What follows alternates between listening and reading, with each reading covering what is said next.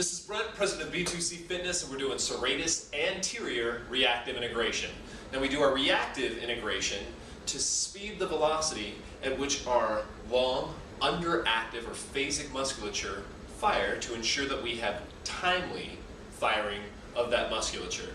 Now at this point, doing Serratus Anterior Reactive Integration, I'm assuming at the least you've done an assessment that shows you that we have some sort of upper body dysfunction.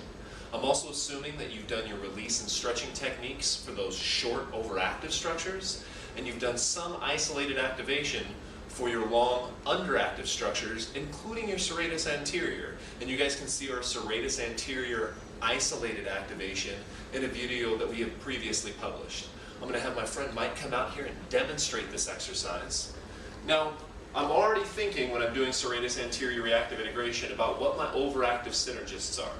My overactive synergists, those muscles that have a potential to become synergistically dominant for the Serratus Anterior, are my subscapularis and my pec minor.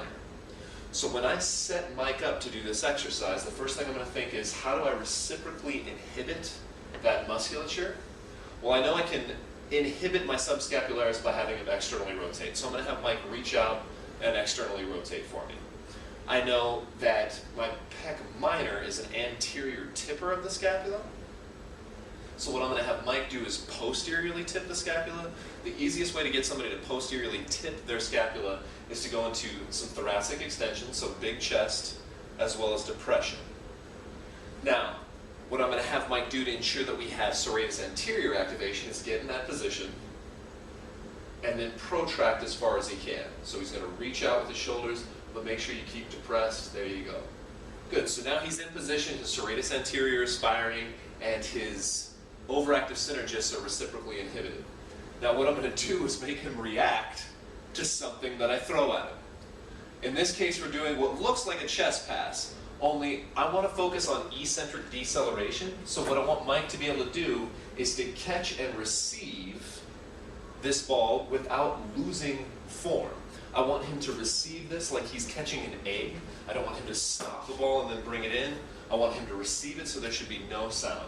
So just for the first couple, I'm not even going to have you throw it back real hard. I just want you to concentrate on catching.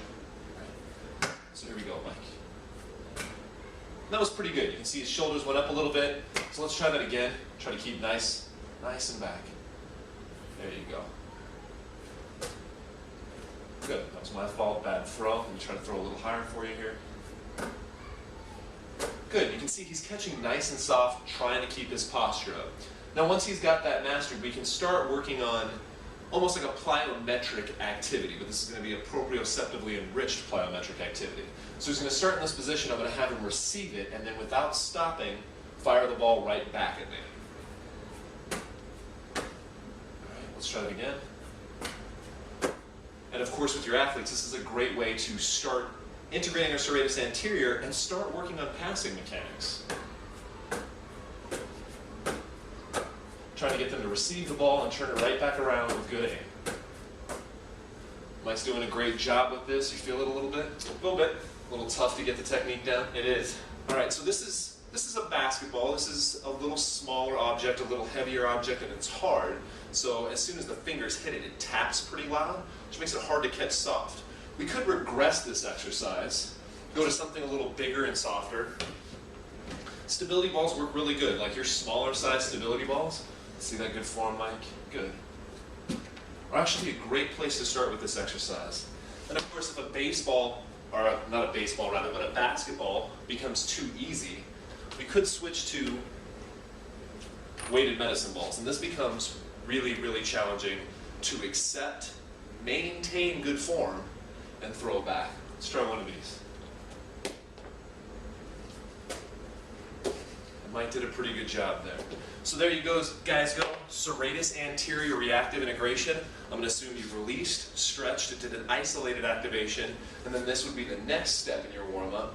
Maybe we do some subsystem integration, and then he can move on with the rest of his upper body activity, knowing that he's not only warm, but moving better. We want not just more quantity of movement, but better quality movement. Thanks again to Mike from Metropolitan Fitness for helping me out.